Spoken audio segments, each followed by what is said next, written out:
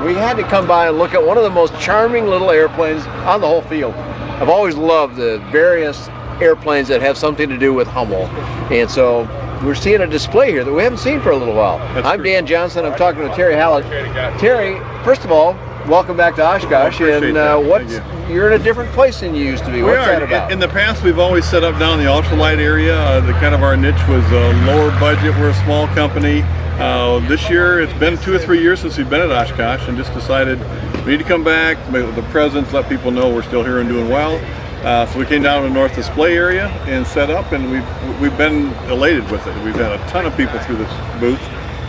We got some real pretty airplanes here. Let's do a little bit of history first. How many airplanes with Hummel attached to them are flying? Approximately. There's about 1,000 airplanes total. The oldest design is the Hummel bird that we're sitting here with. It's been around since 1981, so it's actually to be the 35th anniversary of the Hummel bird. Then the UltraCruiser came along in 2000, so we got the 15th anniversary of the UltraCruiser, which is an ultralight design.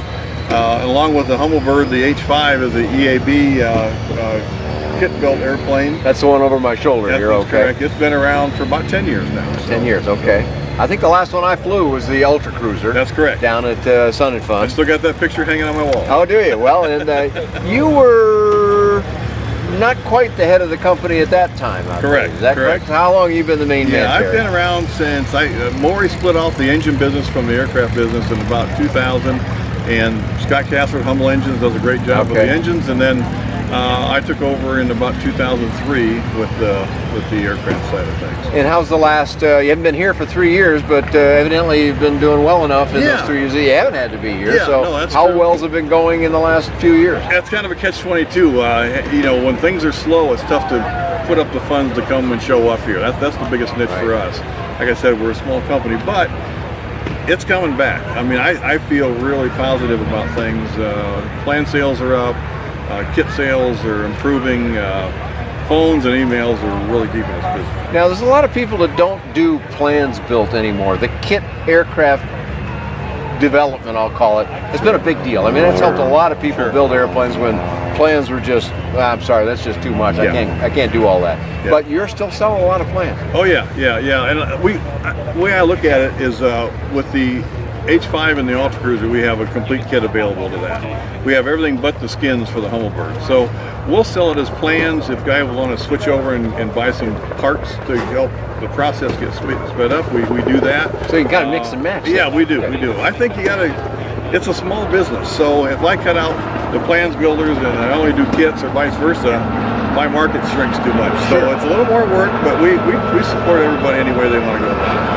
We're real excited about a little venture over in Germany, if I can mention that. Yeah, please do. I was approached by a group of guys from Germany to introduce our UltraCruiser into a new 120 kilogram class over there in Europe, which I think you've written about in the past.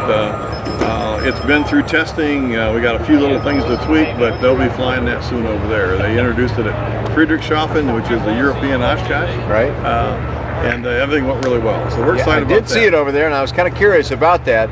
So just to clarify for folks that may not have seen those articles, the 120 kilogram class, 120 kilograms, about 264 pounds. So it's almost a Part 103, and it's very similar. The German authorities, their LBA, like our FAA, has said, look, if you can stay within these constraints, you can do a lot more. Now they still, as you just said, they're going to require some things. So you've got to go prove some stuff that you don't have to prove here. But it's much easier, and it makes for a lower cost airplane. And Germany and all of Europe is just like the U.S. They're trying to bring more pilots into the fold, and that's one way to do it. So good thing for you. So the little Hummel bird here, which is just an attractive little machine, they all look really small. They're kind of like those clown cars where how does that many people get out of that car? Well, how do big guys who like our hamburgers get into these airplanes? How well does the airplane really fit people in different sizes? The Hummel bird was designed around Maury, basically. And Maury, when he designed this, was probably 5'6" and 130 pounds. a big guy, according to him, of 160 or 70 pounds could get in it. So since then we've made the fuselage a little bigger. We're at about 200 pounds and 6 foot, 6'2". Oh wow! We'll still fit in a Hummelbird, believe it or not. And then the H5 is where I got involved. I said, "More, I don't fit in anything you've got. We help me design something a little bigger," and that's really where the original UltraCruiser Plus, which now is the H5, was developed. So we can get about a 300, 310 pound guy in the H5. We had a guy in here yesterday that was 6'8". So, I was just going to say, when I walked up to your display space here, there was a fellow sitting in the H5. He got out. He's taller than me. Yeah. I don't know exactly how much. I'm about average height, but he had 6 inches of room in there before he got to the top of the windscreen. So he had a lot of space in there. Yeah, we encourage anybody to come by and certainly take a look at things.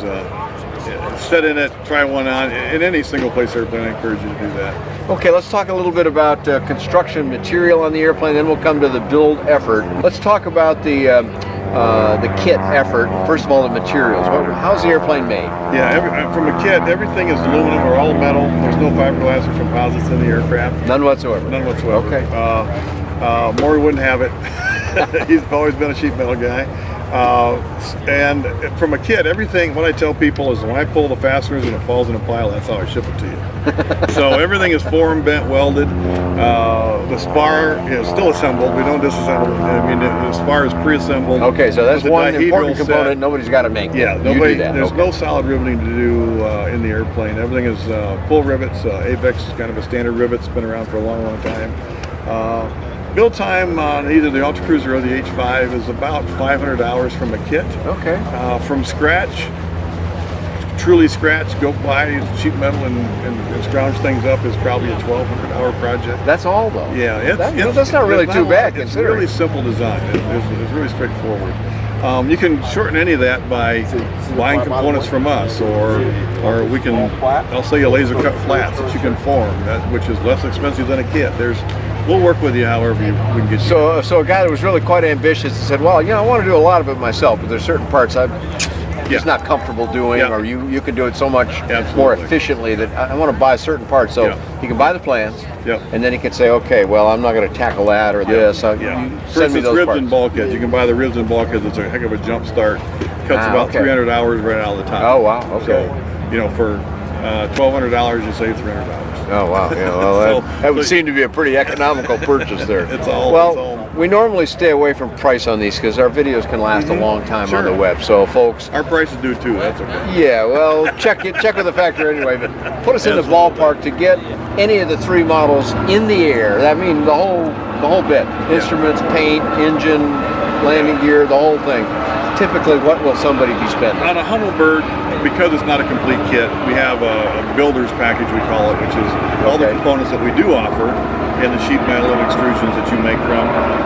You'll have about $8,500, and that ready to fly, you're going to be in the $12,000 to $14,000 somewhere.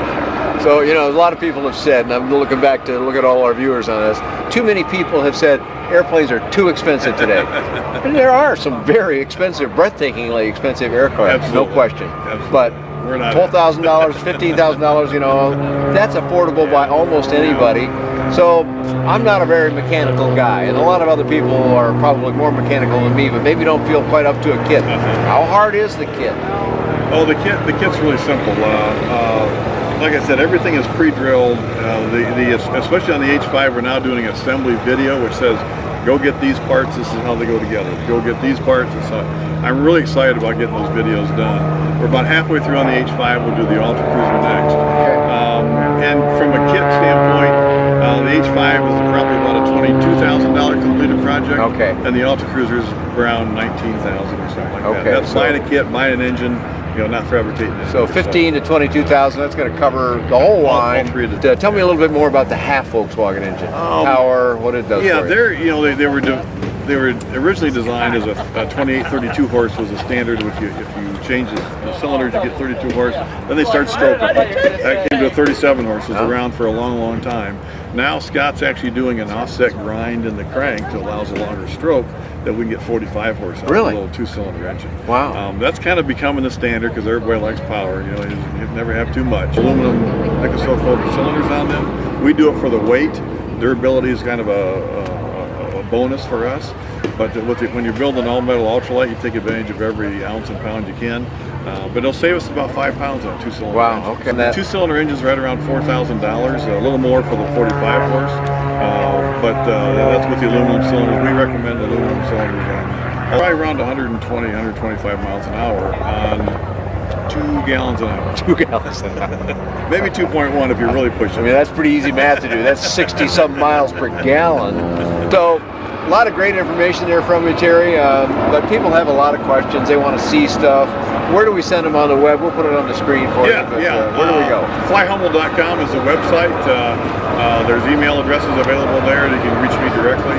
And is there a separate one for the engines since it's another company? Want to mention them as well? Yes, it's HummelEngines.com. They'll get you discovered. Okay, between those two, you can find out pretty much all they need to know, and they can find a way to. And there's a link to him from us on our website. Okay, there you go. So great stuff.